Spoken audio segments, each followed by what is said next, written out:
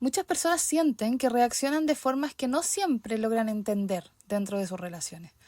Algunas se angustian intensamente cuando sienten distancia, otras tienden a cerrarse cuando alguien se acerca demasiado y algunas otras parecen sentirse relativamente seguras en la cercanía.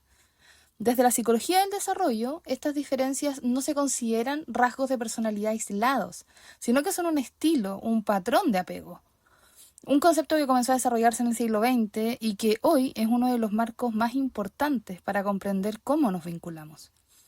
El concepto de apego fue desarrollado en sus inicios por el psiquiatra y psicoanalista John Bowlby.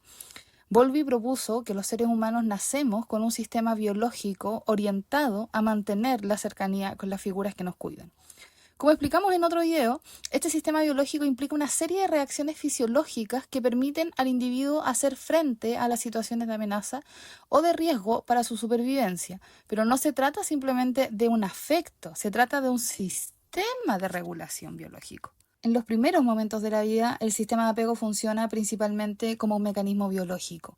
El recién nacido todavía no tiene una organización emocional compleja ni una representación de las relaciones.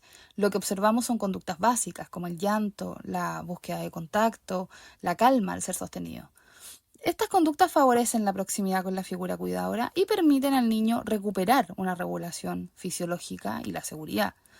Pero con el paso del tiempo, especialmente durante la primera infancia, estas experiencias repetidas comienzan a organizar algo más complejo que la simple búsqueda de la proximidad.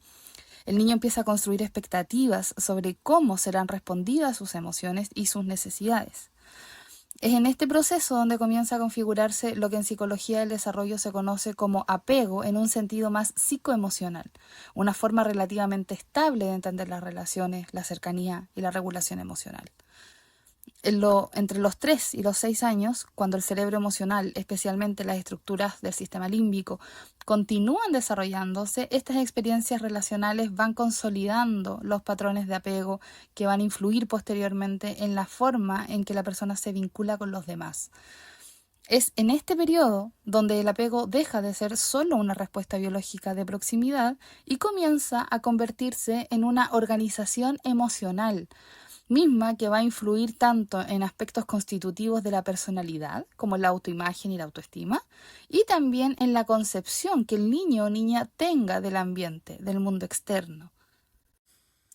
Todos reaccionamos ante una amenaza con cambios fisiológicos: pupilas dilatadas, músculos contraídos, el ritmo cardíaco acelerado, la respiración rápida. Pero lo que ocurre después de esa activación es lo que organiza el estilo de apego.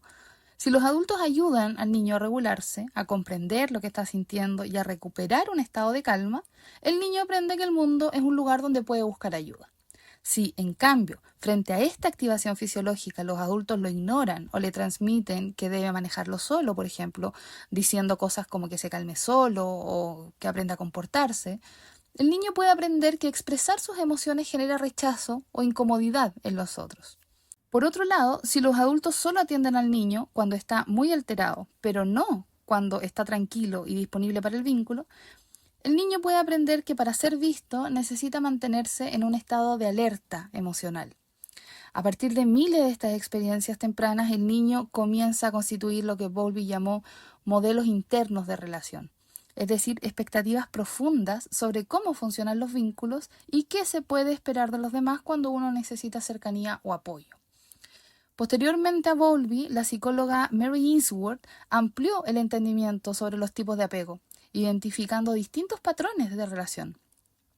Más tarde, la investigadora Mary Main describió el estilo de apego desorganizado. Tenemos que entender que la personalidad adulta, la autoimagen y la autoestima son aspectos del yo que se construyen, entre otras cosas, sobre la base de nuestro tipo de apego. El apego desorganizado es uno de los más dolorosos de observar en la práctica clínica porque puede dificultar profundamente la vida relacional de las personas. Por eso decidí hacer un video aparte dedicado exclusivamente a este tipo de apego. Acá entonces vamos a continuar con los estilos de apego más comunes que podemos encontrar. Hablo del apego seguro, el apego ansioso o ambivalente y el apego evitativo. En el apego seguro, el niño ha tenido experiencias relativamente consistentes de cuidado sensible.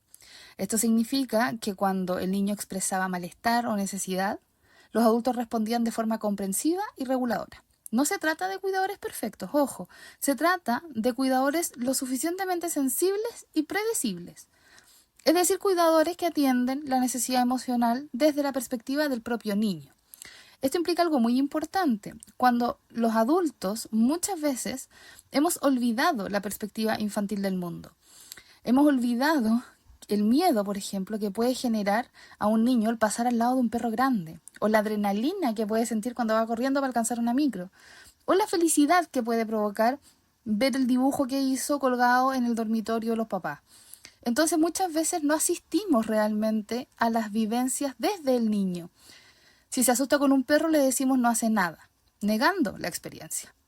Si está lleno de adrenalina, después de correr detrás de la micro, le decimos tranquilízate. Y si está feliz por ver el dibujo que despegamos en la pared, desplazamos la experiencia hacia nosotros, diciendo cosas como me ama, ¿cierto? Por eso me hace dibujos. En lugar de preguntarle qué le gusta dibujar, qué siente cuando lo hace, o si le gustan los colores, por ejemplo. Muchas veces, como adultos, no vemos realmente al niño, aunque estemos pendientes de él todo el día. Pero cuando sí ocurre, cuando los padres logran mirar el mundo desde la experiencia del niño, validarla y ayudarlo a transitar entre sus emociones, entonces aparece el apego seguro. Son niños que se sienten seguros de vincularse con otros. De grande, los niños con apego seguro se convierten en adultos que pueden reconocer, sentir y expresar sus emociones. Son adultos que fueron niños. ¿Alguna vez han escuchado la frase ¿no tuviste infancia? Es una frase dura que muchas veces se usa como en un tono de broma. Pero la realidad es que sí existen adultos que no tuvieron la posibilidad de vivir plenamente su infancia, que no pudieron desarrollar algo fundamental, la capacidad de reconocer lo que sienten, de diferenciar la tristeza del enojo, la frustración de la ira o el dolor. Cuando los adultos pueden identificar lo que están sintiendo y además confían en que pueden compartirlo con otros, con un amigo, con una pareja, entonces estamos frente a una persona que probablemente desarrolló un apego seguro. Son adultos que no cuestionan la validez de sus emociones. Se enojan con confianza, ríen con disfrute, lloran con tristeza, sin angustia constante, sin la ansiedad relacional permanente.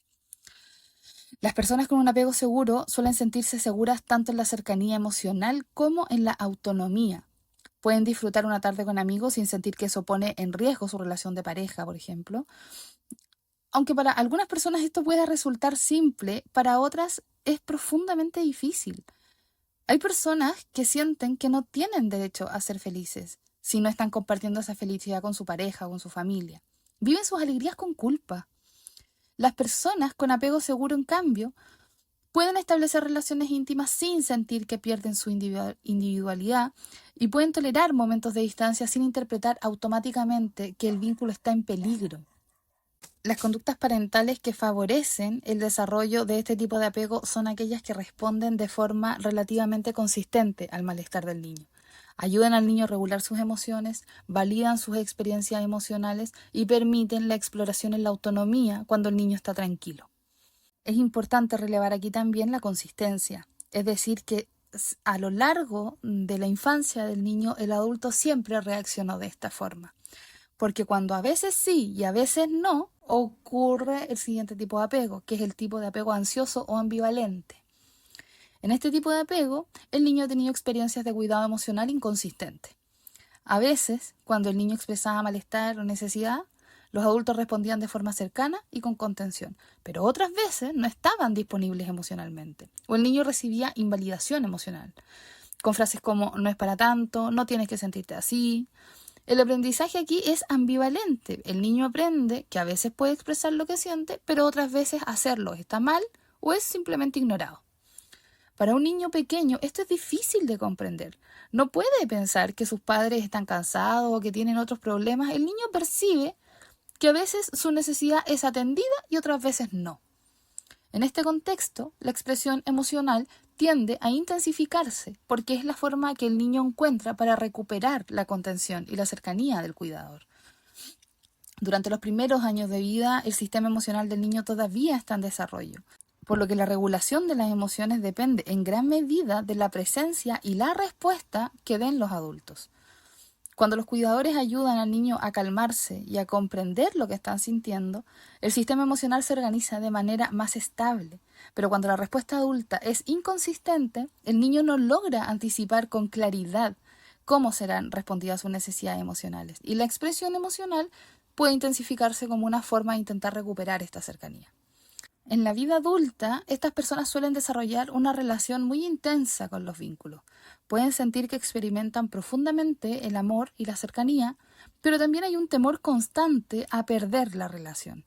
La distancia emocional o el silencio del otro se sienten muy inquietantes y los vínculos están siendo evaluados permanentemente. Si el otro está igual de involucrado, si el vínculo sigue siendo importante, si algo cambió.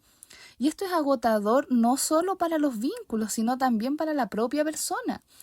Vivir con la sensación constante de que hoy me quiere un poco menos entorpece el disfrutar de las emociones. No permite poner límites o tomar espacios propios, porque en el fondo se aprendió que la cercanía puede desaparecer en cualquier momento. Entonces está permanentemente en un estado de hipervigilancia respecto de la relación. Quiero hacer aquí un pequeño paréntesis y decir que estas sensaciones de desregulación emocional e hipervigilancia son ansiedad y está presente también en los trastornos ansiosos y en lo que le pasa a las personas con estilo de apego evitativo, que vamos a ver después.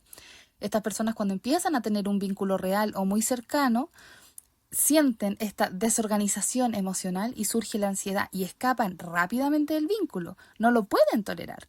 El ansioso, en cambio, si pudiera, también escaparía, pero vive en este torbellino y ha aprendido a habitar en él, por muy doloroso que sea. Vamos a hacer también más adelante un video sobre los trastornos ansiosos, pero ahora continuemos y cierro este paréntesis. En el estilo de apego ansioso o ambivalente, entonces, se desarrolla como consecuencia de interacciones tempranas con los cuidadores que se mostraban inconsistentes ante la necesidad emocional del niño o niña. A veces ofreciendo cercanía, otras veces con ausencia emocional, atendiendo principalmente cuando el niño estaba muy alterado y sin lograr mantener una disponibilidad emocional relativamente estable. En el apego evitativo, en cambio, la experiencia temprana del niño es diferente. Aquí el problema no es tanto la inconsistencia, sino la falta de disponibilidad emocional frente a las emociones del niño o niña.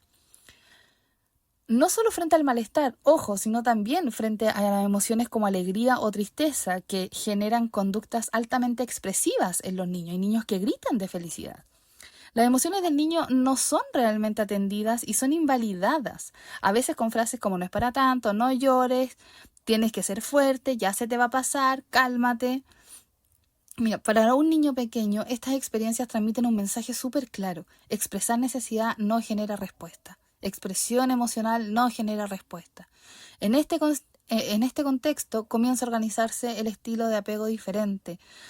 A diferencia del apego ansioso, donde la expresión emocional se intensifica para recuperar la cercanía del adulto, aquí en el apego evitativo, el niño aprende a inhibir o a minimizar la expresión de sus emociones emocionales. No porque no necesita a los otros, sino porque ha aprendido que mostrar vulnerabilidad no es un camino eficaz para recibir ayuda. Estos suelen ser los niños que se describen como muy maduros para su edad. Niños que no dan problemas. Pero esta frase puede ser peligrosa porque a veces se está reforzando una evitación emocional temprana. En la vida adulta, esto puede manifestarse como una fuerte valoración de la independencia.